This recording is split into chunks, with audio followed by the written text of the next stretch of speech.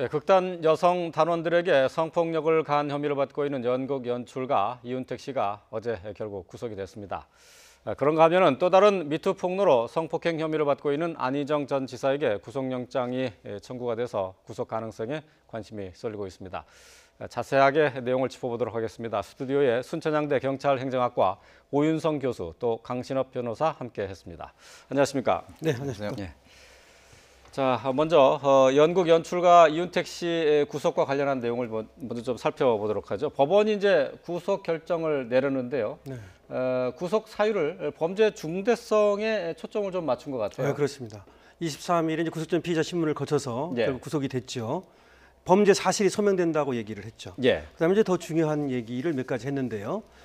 그 범행의 정도와 방법, 예. 그리고 기간 예. 이걸 얘기를 했습니다. 예. 그리고 피의자의 지위를 얘기를 했고요. 그래서 이제 범죄가 중대하다. 그렇기 때문에 도주의 우려 등 구속 예. 사유가 충분하다 이렇게 얘기를 했는데요.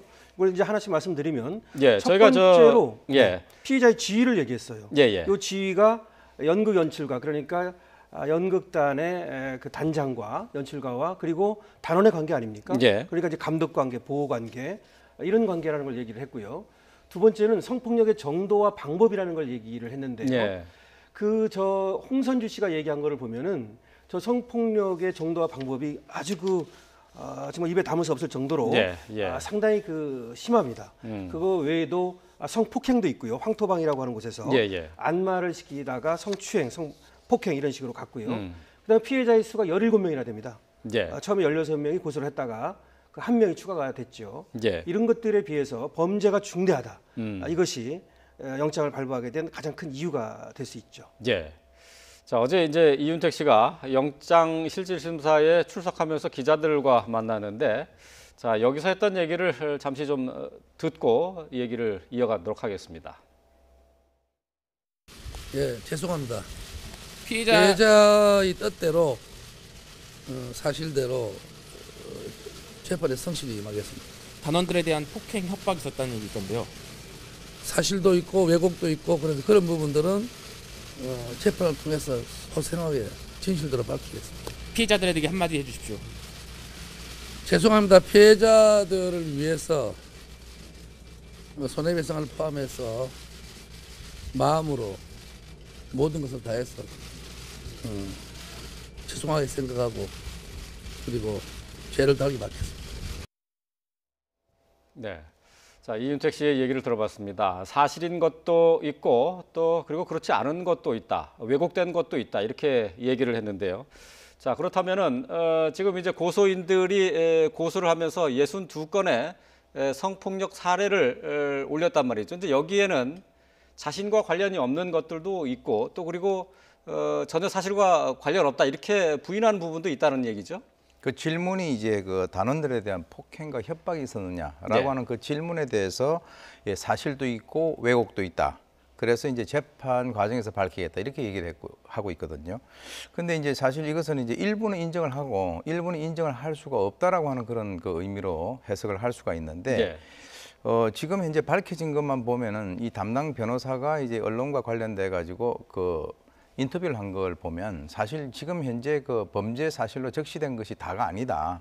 네, 그렇게 이제 얘기를 하고 있기 때문에 이것은 상당히 어떤 빙산의 일각이다 이렇게 얘기를 하고 있어요. 예. 그러나 이제 지금 이제 이 이윤택 씨 같은 경우는 본인이 스스로가 방어를 하기 위해서는 그렇게밖에 얘기를 할 수 없는 그런 사안인데 그렇다면 이 사실도 있고 왜곡도 있다라고 하는 것은 일부 최초 이런 얘기를 하지 않았습니까? 합의에 의한 성관계였다라고 얘기를 했었단 말이죠. 예. 그것이 굉장히 중요한 의미를 갖는데 본인은 이 여러 여성들과의 어떤 관계가 전부 다 성관계는 있었지만 그건 합의에 의한 것이다라고 얘기를 하고 있는데 그것은 본인이 유리한 대로 어떤 그 주관적인 해석을 하는 그런 측면도 있다라고 하는 것이죠. 예, 예. 그래서 자기가 여러 가지 영향력을 발휘를 해왔는데 그 일이 있고 난 이후에는 그 사람에게 자기는 뭔가 어떤 보이지 않는 그 무형의 이익을 갖다가 줬다라고 생각을 할 수도 있을 것이고 예, 예. 또는 이제 꼭 불이익만 있었다라고 볼 수가 없다라고 본인이 생각을 할 수가 있는데 그러면 그 당시에 그런 일이 있고 난 뒤에 더 적극적으로 저항을 하지 않았다라고 하는 그런 것에 대해서도 본인이 해석을 할 수도 있고 또 그 일 있고 난 이후에 배역을 받고 연기를 하고 한 것은 그런 사건에 대해서 소극적인 어떤 수용이 아니냐라고 본인이 자기 스스로 아전 인수격으로 생각을 할 수도 있다라고 하는 것이죠. 예, 예. 그것은 어떤 의미에서는 본인이 방어를 하는 입장에서는 그렇게 얘기를 할 수가 있는데 현재 상태에서 이제 재판에서의 쟁점은 바로 강제에 의한 것이냐, 네. 합의에 의한 것이냐 이런 것들에 대해서 이제 주로 쟁점이 돼 가지고 법리 논쟁을 다툴 것으로 그렇게 추정이 예. 됩니다. 그러니까 이윤택 씨가 얘기한 사실도 있고 왜곡도 있다라고 하는 부분은 폭행이나 협박에 대한 부분이지 다른 뭐 성폭력과 관련된 부분은 아니다 이렇게 왜 보시는 그러냐면 거죠? 그 질문을 그렇게 질문이 이제 했거든요. 물론 그렇게 돼 있습니다만은 전체적으로 저는 포괄적으로 한 얘기가 아닌가 싶어서 둘이 뭉실하게 본인이 얘기를 했죠. 예. 본인에게 유리하게끔 예. 그렇게 저는 봅니다. 예, 알겠습니다. 지금 저희가 그 기자의 질문을 통해서 이제 폭행과 협박 부분에 대한 얘기를 들었는데요. 이 영장 심사에 앞서서 기자회견을 했습니다. 여기에서도 역시 폭행과 협박 부분에 대한 내용이 있었는데요. 이 부분을 좀 들어보고 또 얘기 나누겠습니다. 연습 도중 조금이라도 자신의 마음에 들지 않거나 안마를 거부한 다음 날이면 당사자는 물론 단원 모두에게 욕설을 퍼붓거나 재떨이, 마이크 등을 던지거나 뺨을 때리거나 발길질을 하거나 무릎 꿇는 자세, 기마 자세와 같은 굴복하는 모습을 시키는 등 폭력은 일상사였습니다.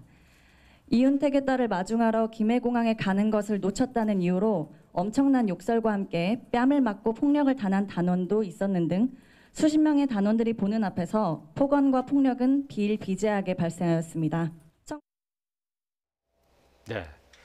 자, 성폭력만 있었던 것이 아닙니다. 연희단 거리패 그 안에서 폭행과 협박이 수시로 일어났다는 얘기인데 말이죠. 이 부분에 대해서는 글쎄요. 이제 이번에 고소인들이 고소를 할 때 17명이 이제 고소를 할 때 이 내용은 포함이 안 된 건가요? 현재 상태로는 주로 이제 여성들에 의한 어떤 성폭력과 관련된 그런 것들이 있는데요.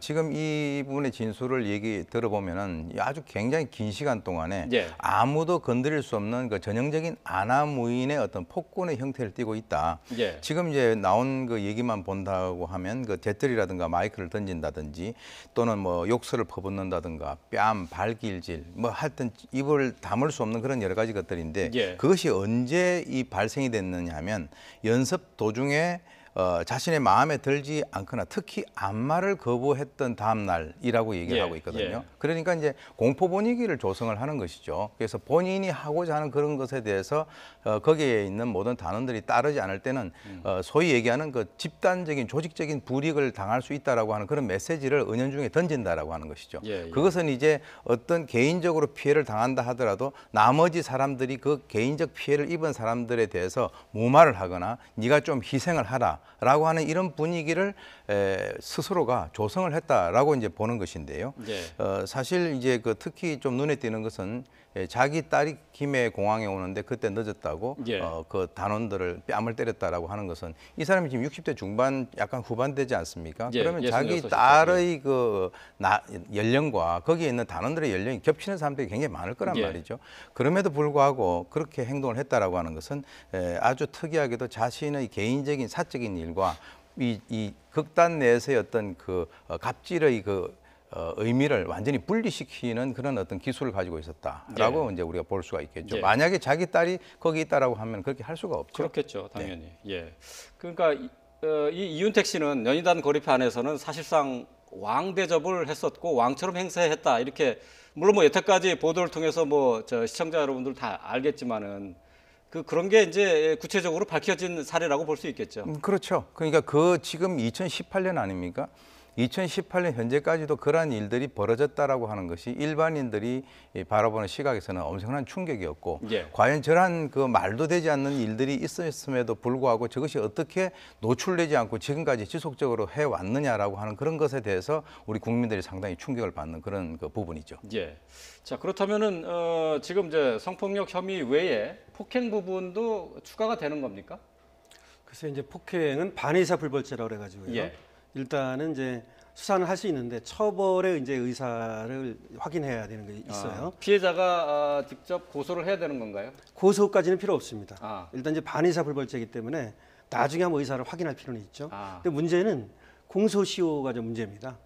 이제 폭행죄 같은 경우는 2년 이하의 징역이거든요. 예, 예. 근데 물론 이제 상습 폭행이 되면 요거는 이제 1년 이상의 징역이 됩니다. 예. 그렇게 되면 공소시효가 한 10년 정도 되는데 예. 그렇다 하더라도 요게 이제 언제 있었느냐가 문제인데요. 예. 만약에 요것이 2018년이니까 2008년 이후의 일이라면 예. 처벌은 가능할 겁니다. 예, 예. 그다음에 지금 뭐 잿더리라든지 뭐 이런 것들 던지고 뭐 이런 것들로 보면은 특수폭행이 될 여지도 있고 예. 또 뭐 때렸다는 걸 보면은 상해죄도 될 여지가 있어요. 예, 예. 그래서 뭐 상습폭행이든 또는 뭐 상해든 아니면 뭐 특수폭행이든 이것이 이제 고소장이 들어가게 되면 수사를 할 것이고 처벌은 가능해 보입니다. 예.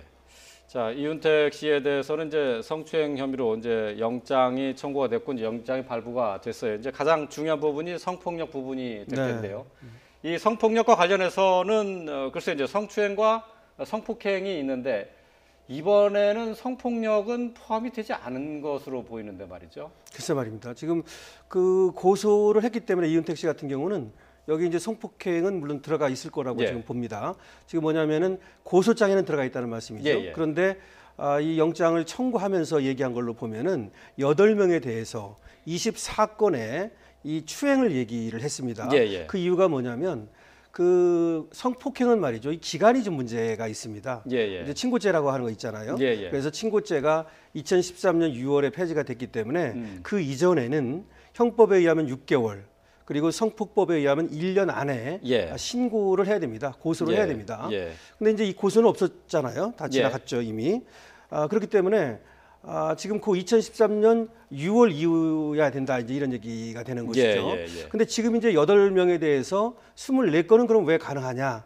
요거는 2010년 4월에 예. 그 상습 강제추행, 예. 상습 강간 예. 여기에 대해서는 친고죄 조항을 폐지했어요 이미. 예. 2010년 4월에 말이죠. 예, 저희가 지금 화면을 통해서 네. 지금 얘기가 좀 복잡하니까 날짜가 좀 뭐 헷갈릴 수도 있으니까 좀 저희가 화면을 통해서 한번 얘기 말씀드릴까요? 예. 그러면 맨 위에 거 말씀을 드리면 성범죄 사건이 2013년 6월에 친고죄 규정이 폐지됐어요. 예. 그런데 상습범에 대해서는 그 상습 추행, 상습 강간 예. 이거는 그 이전에 이미 2010년 4월에 친고죄 규정이 폐지됐다는 겁니다. 예. 그러니까 상습범은 저 때부터 신고가 없어도 고소가 없어도 예. 처벌이 가능한 거죠. 예. 그런데 이윤택 씨는 2016년 6월 달까지 계속해서 이런 강제추행 강간을 했다는 거거든요. 예. 그래서 2010년 4월부터 2016년 6월까지 그 사이에 속하는 거 그거를 추려 보니까 그것이 8명에 대해서 24건이 나왔다는 겁니다. 예. 근데 저 안에서 공교롭게도 강간은 없는 겁니다. 예. 성폭행은 없는 거예요. 예, 예. 그래서 일단은 이번 이제 구속영장을 청구하면서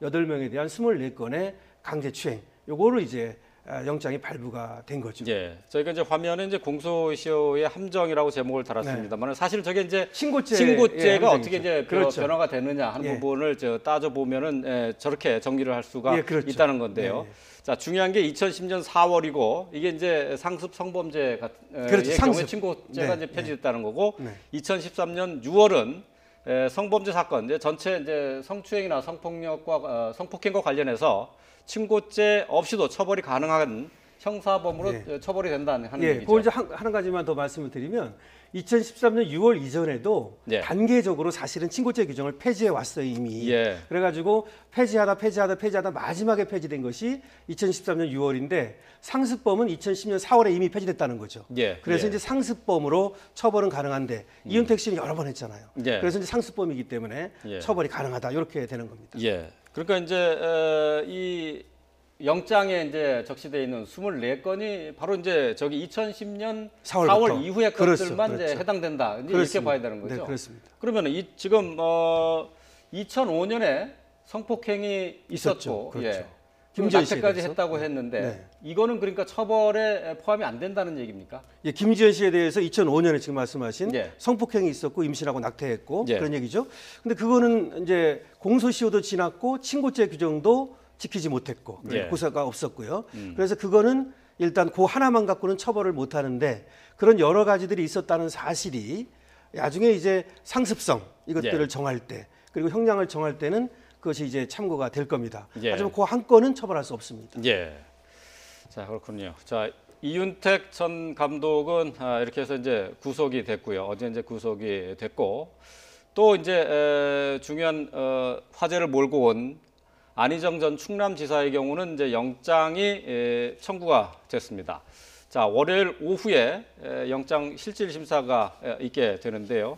자, 먼저 성폭행 이용을 받고 있는 안희정 전 지사의 구속영장 청구한 그 내용부터 한번 좀 살펴보도록 하죠. 네, 지금 이제 그 안희정 전 지사 같은 경우는 처음부터 지속적으로 혐의를 일관되게 부인을 하고 있고요. 예. 이거 합의에 의한 것이다. 그렇게 뭐라고 얘기했냐면 그 본인은 합의에 의한 것, 즉 그렇게 그 인식을 하고 있는데 고소인들은 그렇게 생각을 하지 않고 있는 것 같다. 예. 그래서 본인이 이제 사과를 드린다 이렇게 얘기를 한 적이 있어요. 예. 그래서 이제 혐의를 부인을 하고 있고 그리고 이제 이 안 전 지사 같은 경우는 그 지위라든가 영향력이 다른 사람들과 비교했을 때 상당하다라고 이제 판단을 했고요. 예. 또 이제 합의된 관계라고 지속적으로 혐의를 부인을 하고 있다라고 하는 것은 어떤 의미에서는 증거 인멸의 우려가 있다라고도 우리가 볼 수가 있거든요. 예. 왜 그러냐면 본인이 가지고 있는 지위라든가 이런 것을 이용을 해서 참고인들의 이거 입을 맞춘다든지 또는 회유를 한다든가 할 수 있다라고 하는 그거. 그리고 이제 무엇보다도 이 사안 자체가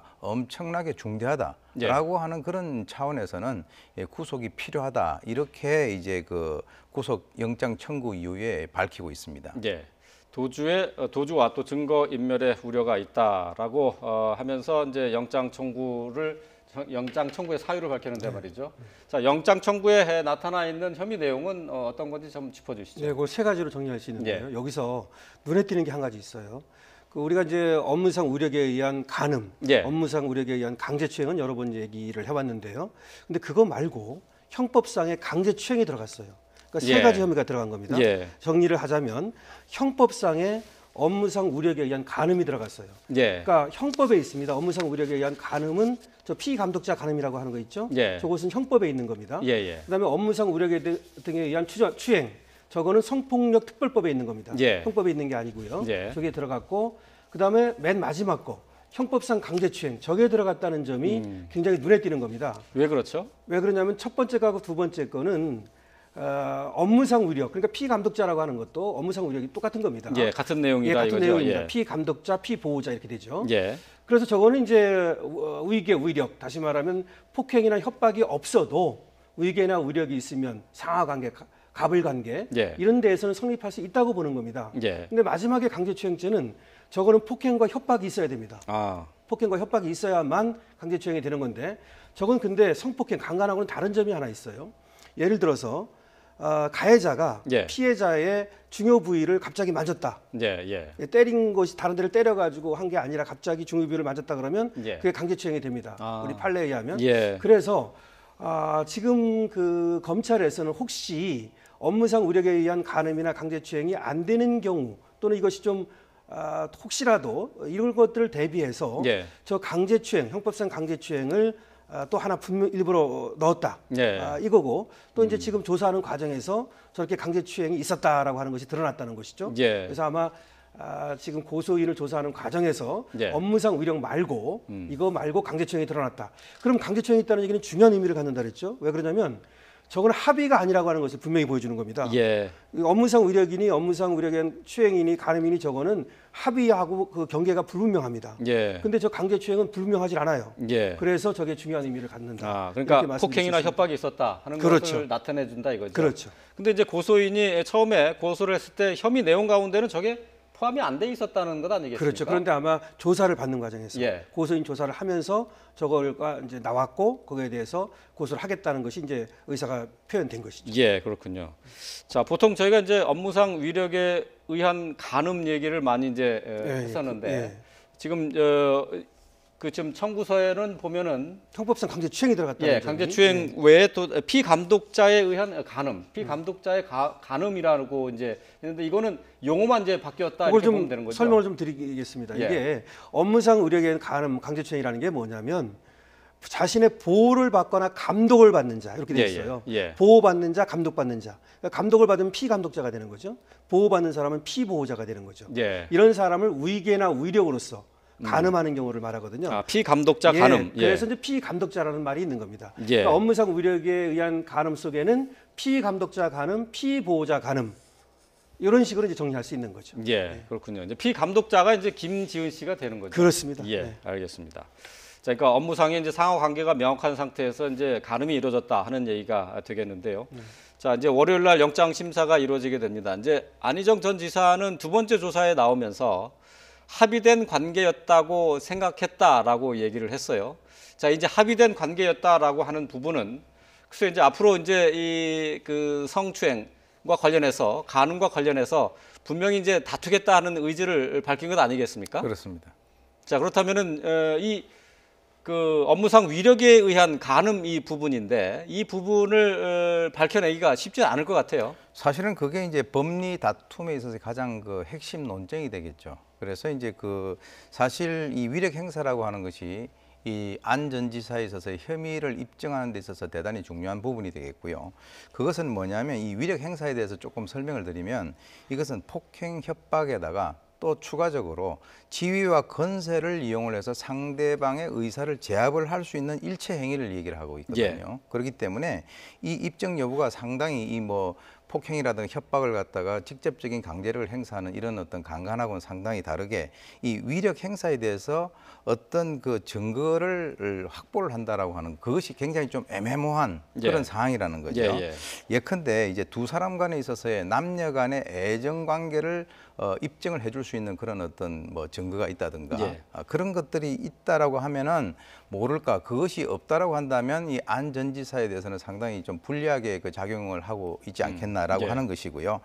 그래서 어떤 의미에서는 이 그 안 전 지사가 지속적으로 얘기를 하고 있는 것은 처음에는 그렇게 얘기를 했어요. 그 비서실에서 얘기했었던 합의에 의한 것이 아니다라고 얘기를 했다가 그 이후에 약간 그 잠적하고 있는 그 기간 동안에 방향 설정을 분명히 했고 본인이 이제 검찰에 자진 출두했을 때 그리고 소환이 됐을 때 이때 두 번에 걸쳐 가지고 지속적으로 얘기를 했기 때문에 이번에 이제 구속영장을 발부를 뭐 여부에 대해서도 상당히 궁금해하실 텐데 가장 중요한 것이 증거인멸과 연관이 되어 있단 말이죠. 사실은 본인이 직접 출두를 했기 때문에 도주 우려는 별로 없다라고 저는 개인적으로 보는데 그런데 증거인멸과 관련돼서는 본인이 끝까지 합의에 의한 것이라고 얘기를 하기 때문에 주위에 있는 사람들을 회유하거나 또는 뭐 어떤 다른 어떤 활동을 할 수 있을 것이다라고 만약에 판단을 하게 된다면 구속영장이 발부될 가능성이 상당히 있지 않겠나라고 저는 개인적으로 봅니다.